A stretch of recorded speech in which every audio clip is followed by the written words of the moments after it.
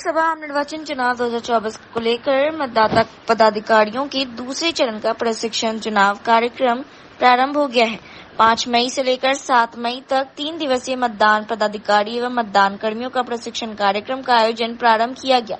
+2 जिला high school Darbhanga में रविवार को और लोकसभा आम निर्वाचन 2024 के तहत 12 मई को भी प्रशिक्षण कार्यक्रम का आयोजन किया जाएगा। यह तस्वीर है दरभंगा जिला स्कूल चुनाव प्रशिक्षण केंद्र का। यहाँ अलग अलग भवनों में मतदान पदाधिकारियों से लेकर मतदान का प्रशिक्षण दिया जा रहा है। किस तरह से ये लोग मतदान कराएंगे। 13 मई को दरभंगा में वोटिंग होना है। इन तमाम मतदान पदाधिकारी से लेकर मतदान कर्मियों अपने अपने मतदान केंद्रों पर ससमय पहुंचकर सबसे पहले और ईवीएम वीवीपैट मशीन का कनेक्शन कर लेंगे और इसके बाद मौके पर मशीन की जांच कर लेंगे। मॉक पोल में लगभग 50 मॉक पोल करना है और ईवीएम के जितने भी बटन हैं, जितने उम्मीदवार चुनाव मैदान में हैं, इसके अलावा नोटा सहित सभी बटन मॉक पोल करेंगे ताकि सभी की जांच हो जाए। प्रशिक्षण चल रहा है, कब से कब तक चलेगा? ये प्रशिक्षण सर द्वितीय चरण का प्रशिक्षण चल रहा है। 2 तारीख से 2 मई से प्रशिक्षण 3 मई से प्रशिक्षण, ये 12 मई तक निर्धारित। 3 और 4 तारीख हो गया है। यहाँ 5 तारीख से लेकर 7 तारीख तक प्रशिक्षण प्रिजाइडिंग P1, P2, P3 को पार्टी वाइज प्रशिक्षण की इस बार व्यवस्था की गई है। पिछले दफा जो हुआ था वह जो प्रशिक्षण था 3 नंबर से होता था और प्रिजाइडिंग का 1 दिन, P1 का 1 दिन, P2 का 1 दिन और P3 का 1 दिन, अलग अलग दिनों में होता था। इस बार क्या है सबसे खासियत कि P1, P2, P3 और प्रिजाइडिंग चारों जो टीम वर्क है, चारों का प्रशिक्षण एक ही साथ हो रहा है। और इस बात का ध्यान रखा गया है कि जो हम लोगों का जो बूथ पर जाने के लिए जो डिस्ट्रीब्यूशन सेंटर होता था, डिस्ट्रीब्यूशन सेंटर पर वहां पर हमारे प्रिजाइडिंग P1, P2, P3 मिलते थे।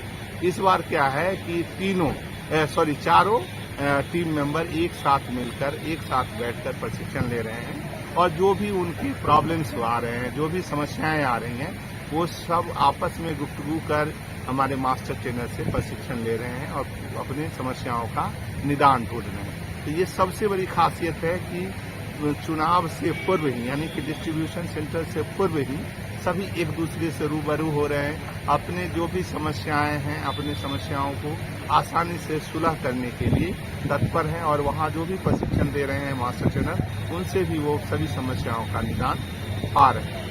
यही है सर। दूसरे चरण में जो प्रशिक्षण दिया जा रहा है लगभग कितने लोगों को दिया जा रहा है? यहाँ पर सर लगभग जिला स्कूल पर 600 है और सभी मुस्लिम पर है और ML अकेडमी पर 3 जगह प्रशिक्षण हो रहा है सर। और बूथ नहीं है सर, तो का बूथ यहाँ पर 144 बूथ का आज है। औसतन इसी रेंज में 150 पार्टी नंबर के साथ अप्रोक्सीमेटली इसको क्लोज कर दें।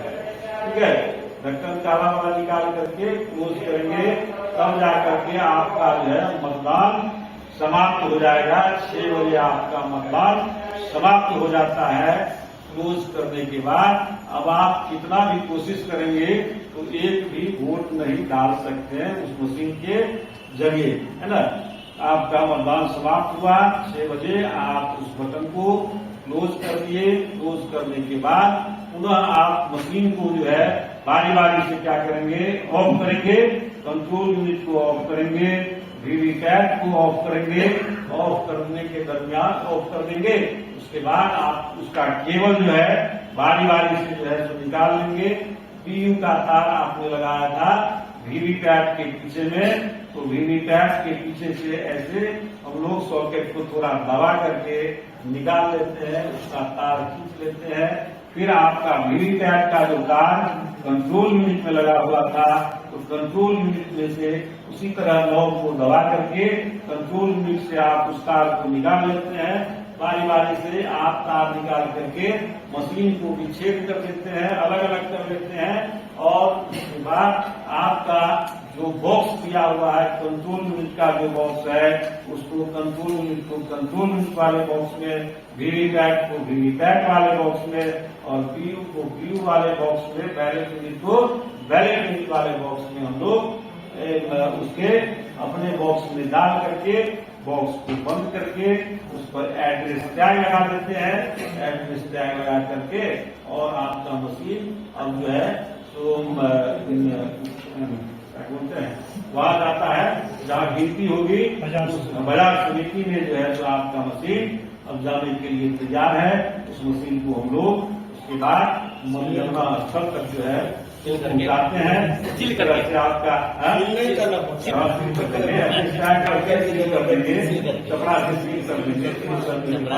पोल की प्रक्रिया शुरू कर दी। मॉक पोल में 50 वोट देने की सलाह दी जाती है और सारे बटन एक तरफ से दबाने चाहिए। अगर 5 कैंडिडेट है तो 1 2 3 4 5 10 बार दबाएं। नोटा भी उसमें एक रहेगा, उसका भी बटन दबाना है। मॉक पोल इसीलिए किया ही जाएगा कि आप यह जांच लीजिए कि जितने भी बटन हैं चुनाव चिन्ह के वो सारे के सारे सही काम करते हैं। तो यहाँ तो 16 से कम उम्मीदवार हैं, एक ही बैलेट यूनिट रहेगा, बहुत झंझट भी नहीं है। 50 वोट आपने मॉक पोल में कर दिया, बंद हो गया। अब उसके बाद जो है सीआरसी की प्रक्रिया आपने बार बार सुनी हुई। तो सीआरसी का मतलब हो गया पहले क्लोज का बटन दबाना। यहाँ तो मशीन है नहीं, रहता तो बता देते। उसमें क्लोज का बटन है, उसको दबाना है, कॉल बंद। उसके बाद आर रिजल्ट का बटन है, वो दबाइए, रिजल्ट होगा। और लास्ट में रिजल्ट के बाद सी पर क्लियर दबाइएगा तो जितने वोट पड़े हुए हैं वो डिलीट हो जाएंगे, मतलब वोट एक एक करके खत्म होते चले जाएंगे। और उसके बाद अगर आप टोटल का बटन दबाइएगा तो 0 प्रदर्शित होगा। वहाँ पोलिंग एजेंट को दिखा दीजिएगा, देखो भाई टोटल बटन दबाया हमने, कॉल हो गया 0, अब इसमें कोई वोट नहीं। वीवीपैट मशीन का जो बक्सा है उसमें हाथ डाल करके मॉक पोल की पर्ची निकाल, मॉक पोल की पर्ची छोड़नी नहीं है, निकाल लेनी है। उसको एक लिफाफे में डालकर लिखा रहेगा, लिफाफे के ऊपर मॉक पोल की पर्चियां, उसको गोंद से चिपका के बंद कर देना है, ठीक है। और इसके बाद जो है मशीन के सीलिंग की प्रक्रिया होगी। क्या सीलिंग की प्रक्रिया होगी? तो कंट्रोल यूनिट का जो भाग जिसमें सीआरसी आपने किया था उस पे एक स्पेशल टैग होगा, उसको जो है आप उसमें लगाइएगा, ठीक है। एक धागा बांध दीजिएगा, लाश से चिपका दीजिएगा, ढक्कन उस पे लगाइएगा, बंद करिएगा। एक ग्रीन सील मिलेगा, है ना।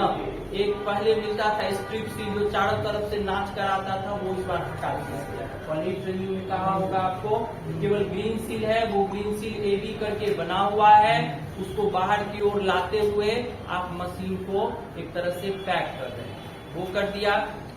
साइड से एक छेद बना हुआ रहेगा, जब ढक्कन उसको लगाइएगा वहां पे धागा लगा करके आपको एड्रेस टैग लगा देना है। क्लोज बटन के ऊपर जो एक काले रंग का फेपी कर लीजिए, बटन कर लीजिए, ढक्कन कर लीजिए, वो ढक्कन लेकर के क्लोज बटन को ढक देंगे। ढक गया, अब ढक गया तो इसके बाद वीवीपैट मशीन को भी जो है जहां से आपने वो पर्चियां निकाली थी वहां पे धागा लगा करके एड्रेस टैग लगा करके उसको भी सील कर देंगे, उसको खुला मत छोड़िए है। तो वो P2 को उसका सीरियल नंबर, जैसे ही वो बोलेंगे तो P2 में उसका सीरियल नंबर डाल लेंगे और P2 उस व्यक्ति का सारा डाटा अपने मतदाता रजिस्टर, P2 जो होते हैं वो मूल रूप से मतदाता रजिस्टर के प्रभारी होते हैं, जिसको 17A बोलते हैं। तो उस रजिस्टर में मूल रूप से 4-5 कॉलम होते हैं, जिनमें 4 चीजें मूल रूप से दर्ज करनी होती है। जिसमें एक नंबर में सीरियल नंबर होता है, जो सीरियल नंबर लिखा ही होगा पूरे रजिस्टर में। उसका जो दूसरा कॉलम होगा 17A रजिस्टर का, उसमें मतदाता का क्रमांक लिखना है। तो उसमें आपको सीरियली नहीं करके लगना है, उसमें इस बात का ध्यान रखना है कि पहले 417 नंबर का क्रमांक का मतदाता आया है तो पहले ही कॉलम में 417 लिख देना है। तो एक फर्स्ट कॉलम हुआ सीरियल नंबर का, दूसरा कॉलम हुआ मतदाता सूची के क्रमांक का। जो मतदाता आया उसका जिस क्रमांक में नाम है उसका क्रमांक लिख देना है। तीसरे नंबर में लिखना है कि वो व्यक्ति किस तरह का पहचान लेकर आया है, उसके बारे में सूचना दर्ज करनी है। यदि वो व्यक्ति ईपिक लेकर आया है, ईपिक का मतलब वोटर आईडी कार्ड, यदि वो ईपिक लेकर आया है तो केवल ईपी लिख देंगे और इससे ज्यादा कुछ भी नहीं लिखना है। लेकिन यदि वो ईपी के अलावे और भी 16 वैकल्पिक दस्तावेज यदि उसमें से कुछ भी लेकर आता है, पैन कार्ड, आधार कार्ड और अन्य कोई भी ड्राइविंग लाइसेंस कुछ भी लेकर आता है, तो उस दस्तावेज का अंतिम 4 डिजिट उस कॉलम में लिखना है। यदि ईपी लेकर आता है तो केवल ईपी, और अन्य कुछ भी दस्तावेज लेकर आता है तो उसका अंतिम 4 डिजिट उसमें लिखना है। और आपका चौथा कॉलम जो है उसमें मतदाता का हस्ताक्षर या अंगूठे का निशान लेना है। तो उसमें ध्यान रखना है कि उसमें हस्ताक्षर जो करना चाहिए, हस्ताक्षर या अंगूठे का निशान लेना करना चाहिए। तो बार बार आपको उस कॉलम उस रजिस्टर को घुमाना, जैसे आप ऐसे भर रहे हैं, उधर से कोई व्यक्ति आया है तो बार बार आपको घुमाना पड़ेगा, ऐसे घुमा करके आप साइन कीजिए, तो कोई बात नहीं है। उल्टा व्यक्ति को साइन या अंगूठे का निशान देता है तो कोई दिक्कत नहीं, आप रजिस्टर पे ऐसे ही रखेंगे और जैसे ही आएगा किसको बोलिए कैसे साइन कीजिए या अंगूठा देगा तो कर देना के स्विच को, ठीक है। उसके बाद कंट्रोल यूनिट के स्विच को हम ऑन करेंगे, क्योंकि ब्रेन है कंट्रोल यूनिट। वीवीपैट को कुछ भी कर देंगे, ब्रेन काम नहीं करेगा तो शरीर का कोई इंपॉर्टेंस नहीं रहता है, इसलिए ब्रेन है कंट्रोल यूनिट। फिर कंट्रोल यूनिट के स्विच को हम ऑन करेंगे। जब हम ऑन करते हैं तो 7 पर्चियां ऑलरेडी वीवीपैट में कट करके नीचे गिरती है ना, और वो 7 सेकंड तक एक पर्चियां 7 सेकंड तक दिखलाई पड़ती है। तो ये सब प्रक्रिया होगा। ऑन कर दिए, चलिए एक एक प्रत्याशी को क्या करना है कि उस टाइम में नोट, एक भी जो एक्सपर्ट आदमी है वो नोट करते चलेंगे किस प्रत्याशी को कितना वोट दिया गया है, वो नोट पेपर पे नोट करते चलेंगे। नोट करते समय में अपना आप नोट कर रहे हैं और एक एक वोट सबको अपना दे रहे हैं। इस हिसाब से कुल मिलाकर के आपका 50 वोट्स धीरे धीरे नोटा सहित, नोटा के साथ आपका 50 वोट्स आपका हो गया, आप दे दिए। उसके बाद क्या करना है, टोटल बटन दबाना।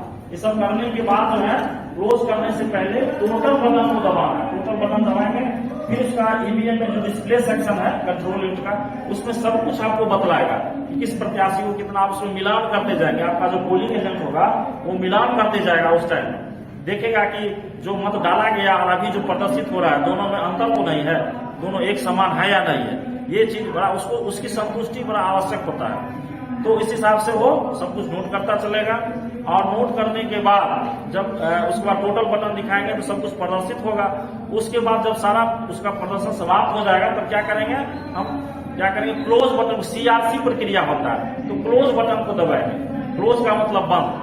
तो अब हम वोट हमको नहीं करना है। क्लोज जब बटन दबाएंगे उसमें भी सारा प्रक्रिया आएगा, एक एक चीज ऐसा नहीं बीच में दबा देना है स्विच को, तो उसका सब समाप्त हो जाएगा। उसके बाद रिजल्ट बटन को दबाएंगे, फिर रिजल्ट में सब कुछ प्रदर्शित होगा, देखेंगे कि वास्तव में किसको कितना दिया। नीट यूजी परीक्षा 2024 का आयोजन किया गया रविवार को शांतिपूर्ण वातावरण में। यह परीक्षा संपन्न हुई। पूरे देश भर के साथ साथ दरभंगा में भी परीक्षा का आयोजन हुआ था। नेशनल टेस्टिंग एजेंसी की ओर से देश की सबसे बड़ी मेडिकल प्रवेश परीक्षा National Eligibility cum Entrance Test आयोजित की गई। यह परीक्षा रविवार की दोपहर 2 बजे से शुरू होकर शाम 5:20 तक लिया गया। वहीं आयोजित परीक्षा के संबंध में जो जानकारी मिली उसके अनुसार नीट यूजी की परीक्षा में देश भर के 24 लाख विद्यार्थियों ने पंजीयन करवाया है, जो कि अब तक की पूर्व में हुई परीक्षाओं में सर्वाधिक संख्या है। इस परीक्षा के माध्यम से विभिन्न कोर्सेज के लिए देश भर के मेडिकल, डेंटल, आयुष, वेटरनरी, चयनित नर्सिंग कॉलेजों में 1000 सीटों पर प्रवेश दी जाएगी। परीक्षा केंद्र में प्रवेश करने का समय निर्धारित किया गया था। 11 बजे से लेकर दिन के 1:30 बजे तक सभी परीक्षार्थियों को एडमिट कार्ड पर अंकित कर अलग अलग रिपोर्टिंग टाइम दिया गया है। 1:30 बजे के बाद किसी भी परिस्थिति में एग्जामिनेशन सेंटर पर प्रवेश नहीं करने दिए जाने की बात कही गई थी। एग्जाम है और मेरा नाम हुआ, मेरा सेंटर यहाँ पड़ा हुआ है। 12 के साथ दे सकते हैं थियरिंग में, और उसके बाद निरंतर दे सकते हैं जब तक आप सक्षम हो। सफलता के बाद फिर आगे का क्या प्रोसेस है इस एग्जाम का? नीट से क्लियर करने के बाद फिर आपको कॉलेज मिलेगी, उसमें आप परचेज करेंगे। फिर आफ्टर 4 इयर्स 5 इयर्स कोर्स करने के बाद इंटर्नशिप, आफ्टर इंटर्नशिप फिर आपको टोटल करते करते 7 to 8 इयर्स लगेंगे आपको स्पेशलिस्ट डॉक्टर बनने में NTA की तरफ से। कहाँ सेंटर दिया गया आपका? मेरा सेंटर दिया गया ये जित नाका 6 रामगंज। कितने बजे तक ये एग्जाम है? रिपोर्टिंग टाइम 11 बजे थी, पर ये एग्जाम जो है कंडक्ट होगी आपको 2 बजे से 5:20 तक। जी। भारत के प्रधानमंत्री नरेंद्र मोदी ने 4 शनिवार को दरभंगा के राज मैदान स्थित चुनावी जनसभा में इंडिया गठबंधन पर निशाना साधते हुए कहा था कि ये लोग ओबीसी के आरक्षण को हटाकर मुसलमान को दे देंगे। इस बात को लेकर एक बार फिर राजनीतिक सरगर्मी बढ़ गई है। नरेंद्र मोदी के इस बयान पर ऑल इंडिया मुस्लिम बेदारी कारवां के राष्ट्रीय अध्यक्ष नजरे आलम ने कहा कि चुनावी सभा में इस तरह के भाषण पर आयोग संज्ञान ले, नहीं तो हम लोग कोर्ट का शरण देंगे। वहीं नजरे आलम ने कहा कि प्रधानमंत्री के द्वारा मिथिला की धरती पर फिर से नफरत की बयान दी गई है, जिसकी हम घोर निंदा करते हैं। उन्होंने कहा है कि मुसलमान को आरक्षण छीन कर देगी। उन्होंने कहा है कि कांग्रेस और राजद दोनों एक ही पार्टी है और इन लोगों का मिशन है कि SC, ST और OBC का आरक्षण छीन कर मुसलमान को देंगे। कहीं न कहीं प्रधानमंत्री की यह भाषा एक समुदाय के खिलाफ नफरत को दर्शाता है। वह उन्होंने कहा कि मैं पूछना चाहता हूं कि प्रधानमंत्री से कि आप जो डंके की चोट पर 140 करोड़ आबादी की बात करते हैं, उसमें मुस्लिम समुदाय को कहां रखते हैं? आज लोग रोजगार के लिए भटक रहे हैं। इस तरह की भाषा भारत के लोकतंत्र पर हमला है। चुनाव आयोग को इस बयान पर संज्ञान लेना चाहिए। मोदी जी के द्वारा आज मिथिला की धरती पर फिर से नफरती बयान दिया गया है, जिसकी हम घोर निंदा करते हैं। उन्होंने कहा कि मुसलमानों को आरक्षण छीन करके देगी कांग्रेस और राजद, ये दोनों एक ही पार्टी है और इन लोगों का जो मिशन है वो SC, ST, OBC का आरक्षण छीन करके मुसलमानों को देंगे।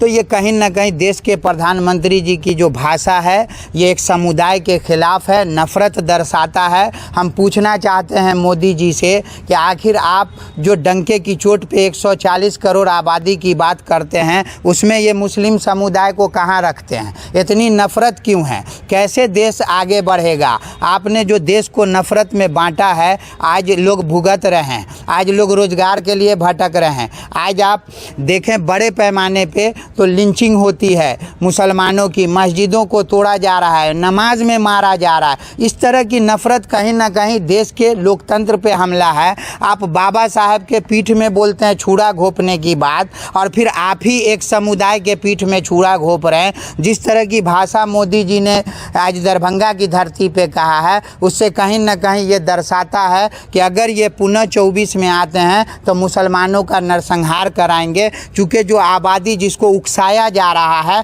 इलेक्शन कमीशन का दुर्भाग्य है कि अब तक संज्ञान नहीं लिया, इस पर मुकदमा होना चाहिए। ये हेट स्पीच एक समुदाय के खिलाफ बिल्कुल इलेक्शन कमीशन कहीं ना कहीं जो है सो पक्षपात कर रहा है। इसकी हम घोर निंदा करते हैं और हम इलेक्शन कमीशन से भी कहते हैं कि ये नफरती भाषण एक समुदाय के खिलाफ देश के प्रधानमंत्री जी के द्वारा दिया जाता है। इस पर अविलंब संज्ञान लिया जाए, मुकदमा किया जाए। अगर इलेक्शन कमीशन इस पर संज्ञान नहीं लेता है तो हमारी जो संगठन है मुस्लिम बेदारी कारवां, हम इसकी जानिब से हेट स्पीच जो देश के प्रधानमंत्री ने मुसलमानों के खिलाफ दिया, हम उनके खिलाफ मुकदमा करेंगे और ये नफरती भाषण से देश की जनता को भी कहेंगे कि आप नहीं भटके मुद्दा से। अभी देश रोजगार मांग रहा है, नौजवान रोजगार मांग रहा है, 1100 रुपये सिलेंडर है, पेट्रोल महंगा है। ये मुद्दा से भटक के मोदी जी को कहीं ना कहीं मुझे ऐसा लगता है कि उनको लग गया है कि 24 में कुर्सी खतरे में है, तो हम पाकिस्तान मुसलमान अगर इसका नारा नहीं लगाएंगे तो हम पुनः वापस नहीं आएंगे। मोदी जी, हम आपसे कहना चाहते हैं कि हम भारतीय मुसलमान भी आपको वोट देते हैं और ये इलेक्शन कमीशन की साइट पे मौजूद है कि मुस्लिम समुदाय भी आपको वोट देता है। आप कहते हो कि कांग्रेस देश को बर्बाद कर दिया, आप क्या कर रहे हो? अगर आप चाहते तो मुसलमानों को अपने साथ करते। देश की दूसरी बड़ी आबादी के साथ आप इस तरह का भाषा प्रयोग कर रहे हैं, जिससे कहीं ना कहीं आने वाले दिनों में मुस्लिम समुदाय को नरसंहार का खतरा है। हम चाहेंगे इलेक्शन कमीशन इस पर संज्ञान ले। लोकसभा निर्वाचन 2024 को पारदर्शी, स्वतंत्र, भयमुक्त, निष्पक्ष और शांतिपूर्ण वातावरण में निर्वाचन प्रक्रिया संपन्न कराने के लिए मधुबनी संसदीय निर्वाचन क्षेत्र के लिए सम्मान्य प्रेक्षक कनिका वालियम और जिला निर्वाचन अधिकारी दरभंगा राजीव रोशन के निर्देशानुसार जिला सूचना एवं विज्ञान पदाधिकारी राजीव कुमार झा के द्वारा 2 विधानसभा क्षेत्रवार मतदान अधिकारियों का द्वितीय रैंडमाइजेशन किया गया। मधुबनी संसदीय निर्वाचन क्षेत्र के अंतर्गत 86 क्योटी और 87 जाले विधानसभा के पीठासीन पदाधिकारी प्रथम, द्वितीय और तृतीय मतदान अधिकारियों और माइक्रो ऑब्जर्वर का द्वितीय नियुक्ति पत्र का द्वितीय रैंडमाइजेशन NIC दरभंगा में किया गया। इस संसदीय निर्वाचन क्षेत्र के तहत जाले विधानसभा 329 एवं केवटी विधानसभा में 305 कुल 634 मतदान केंद्र है। आज द्वितीय रैंडमाइजेशन के समय अपर समाहर्ता आपदा, उप निदेशक सूचना एवं जनसंपर्क, सहायक निर्वाचन अधिकारी, उप निर्वाचन अधिकारी आदि उपस्थित थे। बिहार के बाहुबली मोकामा के पूर्व विधायक अनंत सिंह को पैरोल पर बाहर निकाला गया है। उनके बाहर आते ही बिहार की सियासी गलियारों का पारा 7वें आसमान पर चढ़ गया है। बिहार के पूर्व डिप्टी CM सह नेता प्रतिपक्ष तेजस्वी यादव ने अनंत सिंह के बाहर आने के मामले में NDA गठबंधन पर तंज करते हुए कहा कि जब तक अनंत सिंह हमारे साथ थे तब तक वे अपराधी थे। अब अनंत सिंह जनता दल यूनाइटेड में चले गए हैं तो संत हो गए हैं। वहीं बिहार के उप मुख्यमंत्री तेजस्वी यादव ने प्रधानमंत्री नरेंद्र मोदी के दरभंगा चुनावी जनसभा के दौरान गोधरा कांड पर रेल मंत्री लालू प्रसाद यादव पर किए गए कटाक्ष पर पलटवार करते हुए कहा कि गोधरा कांड में अटल बिहारी वाजपेयी ने किस पर गुस्सा निकाला था। अटल बिहारी वाजपेयी ने कहा था कि राजधर्म का पालन करो। वहीं तेजस्वी यादव ने प्रधानमंत्री नरेंद्र मोदी पर तंज कसते हुए कहा कि कम से कम प्रधानमंत्री हमारी बात नहीं तो अटल बिहारी वाजपेयी की बात मान लो। वहीं कल प्रधानमंत्री ने राज मैदान से कहा था कि एक एक वोट नरेंद्र मोदी को दे, जिस पर जवाब देते तेजस्वी ने कहा कि कर्नाटका में जाकर बलात्कारी जिसने 3000 लोगों का शोषण किया था वहां भी उनके समर्थक में यही बोले थे। बता दें कि राज्य सरकार के गृह मंत्रालय ने अनंत सिंह को अपनी पुश्तैनी जमीन जायदाद के बंटवारे के लिए 15 दिनों की पैरोल पर रिहा करने का निर्देश दिया है। ऐसे में मुंगेर लोकसभा सीट पर 13 मई को होने वाला मतदान से पहले अनंत सिंह जेल से बाहर आना बेहद अहम माना जा रहा है। अनंत सिंह मौजूदा वक्त में पटना की बेऊर जेल में सजा काट रहे हैं। अब संत हो गए हैं।